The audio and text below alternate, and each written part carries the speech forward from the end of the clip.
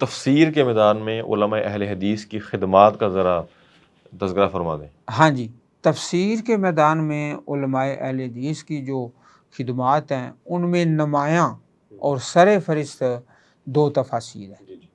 ان میں سے ایک ہمارے شیخ حافظ عبدالسلام بن محمد حافظہ اللہ، ان کی تفسیر ہے تفسیر القرآن الکریم، وہ 4 جلدوں میں ہے۔ اس میں اللہ پاک نے اتنی برکت ڈالی ہے کہ ساری کتاب کے اندر سب جو احادیث ہیں وہ صحیح ہیں یا حسن ہیں، اس کے علاوہ کوئی مثال نہیں۔ اور آپ حیران ہوں گے کہ عربی میں بھی اس کی مثال کوئی نہیں، فارسی میں کوئی نہیں کہ جس میں ساری جو احادیث ہیں وہ صحیح ہوں، یعنی کہ صحت احادیث کا التزام کیا گیا ہے۔ وہ 4 جلدوں میں بھی ہے، ایک مختصر ہے، اس کا نام ہے تفسیر القرآن الکریم، دونوں کا نام ہی ایک ہی ہے۔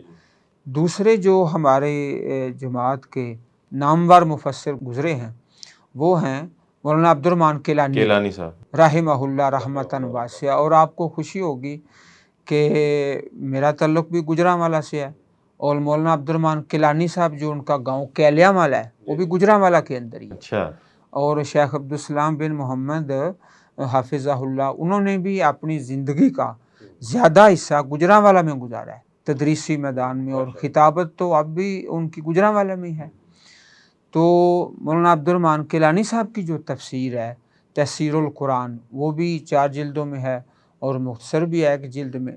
اس کا منہج اور ہے، وہ زیادہ تر وہ طالب علم جو سکول میں پڑھے ہوئے ہیں، کوئی بچہ ایم اے پاس ہے، ایم ایس سی ہے یا بی ایس سی، وہ سکول والے بچے جو ہے نا، جو فزکس پڑھے ہوئے ہیں، بیولوجی پڑھے ہوئے ہیں، ان کو وہ زیادہ اپیل کرتی ہے۔ یعنی مولانا صاحب نے لکھا ہے کہ میں نے اس وقت بی اے پاس کیا تھا جب لوگ میٹرک پاس کو دیکھنے آتے تھے، اور اللہ نے آپ کو اتنی برکت دی کہ آپ سجدے کی حالت میں اپنے اللہ کے پاس چلے گئے۔ یہ 2 تفسیریں۔ اور تیسری تفسیر جو ہے جس کا میں ذکر کرنا ضروری سمجھتا ہوں، اگر میں ذکر نہ کروں تو یہ ناشکری ہوگی، ہمارے شیخ حافظ صلاح الدین یوسف رحمہ اللہ رحمتاً واسعہ، ان کی جو تفسیر احسن البیان ہے وہ کئی ایڈیشنوں میں اور مختلف شکلوں میں چھپ چکی ہے، اور مدینہ منورہ میں شاہ فہد قرآن کریم پرنٹنگ پریس سے کئی دفعہ ہزاروں کی تعداد میں پوری دنیا میں وہ تقسیم، اللہ پاک نے اسے قبولیت سے نوازا ہے، جیسے حدیث پاک میں آتا ہے نا، یوزع لہ القبول فی الارض، اللہ نے اس کو بڑا ہی مقبول بنایا ہے۔ اور آج بھی الحمدللہ حاجی لوگ آتے ہیں، لوگوں کو تحفہ دیتے ہیں، تقسیم کرتے ہیں، عوام اس کو بہت زیادہ پسند کرتے ہیں، خوش ہوتے ہیں۔